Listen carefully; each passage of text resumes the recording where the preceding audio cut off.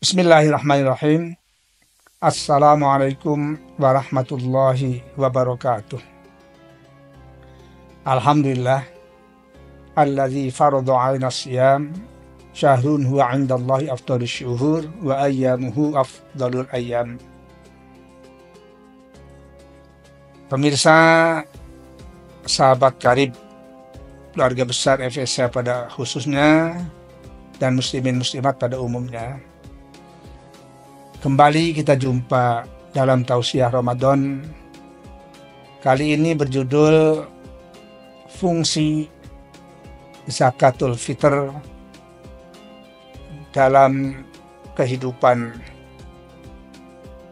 Usai kita menaikkan puji dan syukur kehadirat Allah Subhanahu wa Ta'ala dengan iringan salawat dan salam untuk dan Nabi dan Rasulnya, yakni Nabi Muhammad Sallallahu Alaihi Wasallam, beserta keluarga tercinta beliau, sahabat-sahabat terdekatnya, dan seluruh umat yang menjadi kesayangan dan kebanggaannya, insya Allah termasuk kita, keluarga FSA khususnya, dan muslimin muslimat pada umumnya. Sebagai rujukan dalam tausiah singkat ini, kita mengacu kepada surat Al-Baqarah, minimal ayat 60 dan ayat 103, walaupun yang saya kutipkan salah satunya saja, dan hadis Rasulullah SAW yang diriwayatkan oleh muttafaqun alaih. Allah Subhanahu wa Ta'ala berkalam, A'udzu billahi minasyaitonir rajim. Khudz min amwalihim shadaqatan tutahhiruhum wa tuzakkihim biha wa shalli 'alaihim inna shalataka sakanul lahum wallahu sami'un 'alim. Wa qala Rasulullah sallallahu alaihi wasallam fi hadits syarif an Ibnu Abbasin radhiyallahu anhuma anna nabiyya sallallahu alaihi wasallam qala farada zakatal fitri tuhratan lis-shaimi minal lagwi warrafati wa tu'matan lil masakini man addaha qabla sholati fa hiya zakatun maqbulatun wa man addaha ba'da sholati fahiya shadaqatun minas shadaqat. Ayat yang pertama, surat At-Taubah, ayat 103, terjemahan luwes dan luasnya sebagai berikut. Ambillah olehmu Muhammad sallallahu alaihi wasallam sebagian dari harta-harta mereka ini terutama tentu maksudnya muslimin muslimat, sedekatan zakat.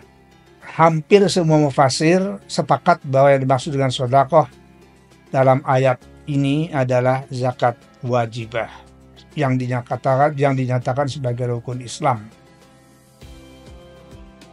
Untuk apa zakat ini? Fungsinya tutahhiruhum, untuk mensucikan harta-harta mereka sekaligus jiwa-jiwa muzakinya. Wa tuzakkihim, dan membersihkan mereka. Dan lalu Nabi Muhammad SAW diperintahkan untuk mendoa secara khusus kepada para muzaki yang memberikan harta zakatnya itu. Dan ayat ini tutup dengan wallahu sami'un alim, Allah maha mendengar lagi maha mengetahui.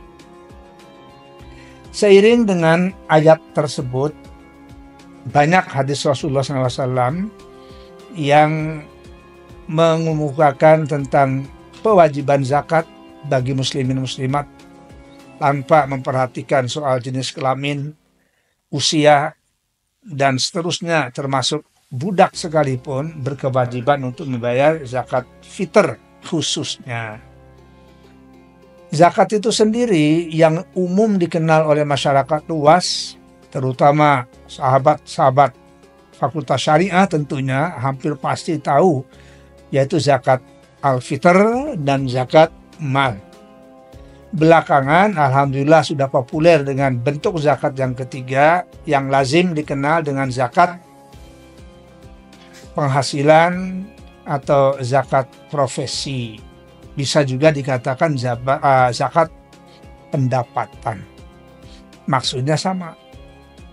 Kali ini saya akan lebih fokus kepada zakatul fitr.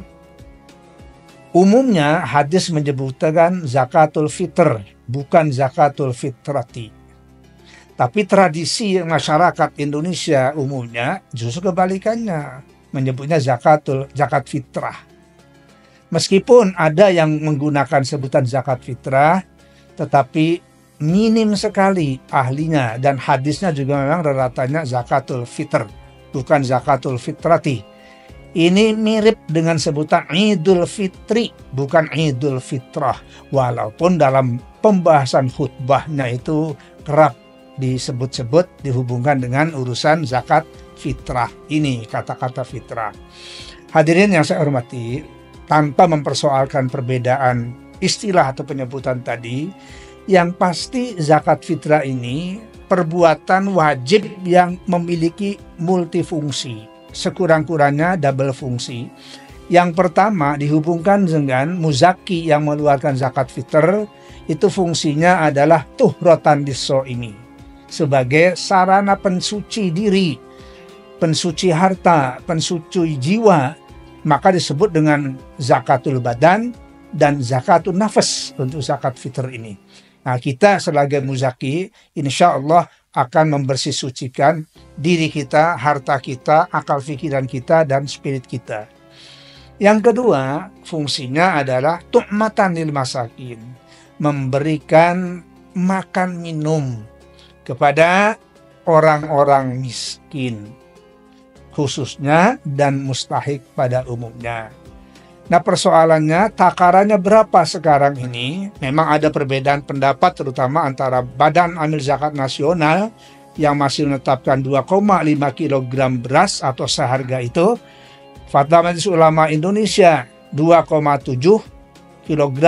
Lalu saya pribadi ya memberikan solusi yang memadukan keduanya, al-jam'u wat taufiq, yang minimal 2,5 sampai 2,7 kilogram beras sesuai dengan beras yang dikonsumsi oleh kita masing-masing.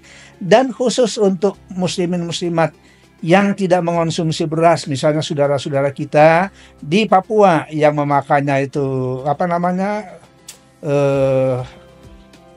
semacam burger ya, dari itu tepung ya.